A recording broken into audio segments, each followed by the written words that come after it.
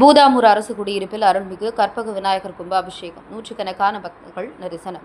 கடலூர் மாவட்டம் விருதாச்சலம் வட்டம் பூதாமூர் அரசு குடியிருப்பில் அருள்மிகு கற்பக விநாயகர், ஸ்ரீ கனக விஷ்ணு துர்கை, அருள்மிகு தட்சிணாமூர்த்தி, அருள்மிகு ஆஞ்சநேயர், வள்ளி தெய்வானை சமேத ஸ்ரீ முருகன், சொர்ணகால பைரவர் ஆகிய கோவில்கள் தனித்தனியே அமைந்துள்ளன. இந்த கோவில்களுக்குமான அஷ்டபந்தன மகா கும்பாபிஷேகம் வெகு விமர்சையாக நடைபெற்றது. முன்னதாக செவ்வாய்க்கிழமை மாலை மங்கள இசையுடன் ஸ்ரீ விக்னேஸ்வர பூஜை, வாஸ்து சாந்தி, மிருஷங்கரகணம், பிரவேச பலி, கும்ப அலங்காரத்துடன் முதல் கால பூஜை நடைபெற்று மகா பூர்ணாகுதியுடன் மகா தீபாரதனை காட்டப்பட்டது.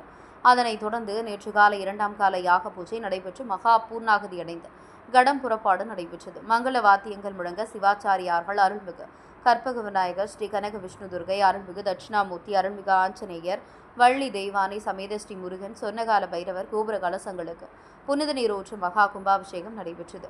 அதனைத் தொடர்ந்து மூலவர் மற்றும் உற்சவர் சிலைகளுக்கு அஷ்டபந்தன கும்பாபிஷேகம் நடைபெற்று மகா தீபாராதனை காட்டப்பட்டது. இந்த கும்பாபிஷேக விழாவில் விருதாச்சலம், பூதாமூர் உள்ளிட்ட சுற்றுவட்டார கிராமங்களைச் சேர்ந்த பக்தர்கள், பொதுமக்கள் என 1000க்கும் மேற்பட்டோர் கலந்து கொண்டு சுவாமி தரிசனம் செய்தனர். பின்னர் விழாவில் கலந்து கொண்ட பக்தர்களுக்கு அன்னதானம் வழங்கப்பட்டது. இரவு சுவாமிகள் மீது விழா நடைபெற்றது. 48 நாட்கள் மண்டல பூஜை நடைபெறுகிறது.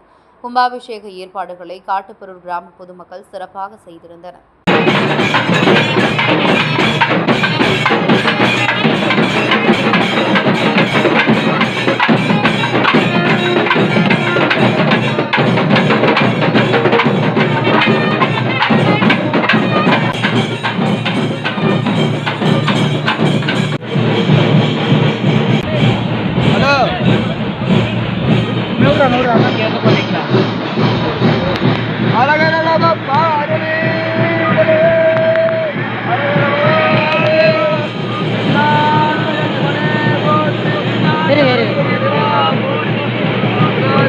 ஒரு நிமிஷம்